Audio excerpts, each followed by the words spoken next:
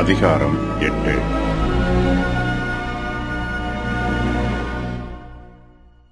ஆரோனும் அவருடைய குமாரரும் ஆசாரிய ஊழியத்திற்கு பிரதிஷ்டை பண்ணப்படுகிறார்கள். அவர்கள் இஸ்ரவேல் சபையாருக்கு முன்பாக பிரதிஷ்டை பண்ணப்படுகிறார்கள். தனக்கு சொன்ன பிரகாரம் மோசே அவர்களை ஆசாரிய ஊழியத்திற்கு பிரதிஷ்டை பண்ணுகிறார். மோசே அவர்களை ஜலத்தினால் ஸ்நானம் பண்ணி இருக்கிறார். மோசே அவர்களுக்கு ஆசாரிய வஸ்திரங்களை போடுகிறார். ஆசரிப்பு கூடாரமும் பரிசுத்த பணிமுட்டுகளும் அபிஷேகம் பண்ணப்பட்டு பரிசுத்தம் பண்ணப்படுகிறது. அதன் பின்பு ஆசாரியரும் அபிஷேகம் பண்ணப்படுகிறார்கள்.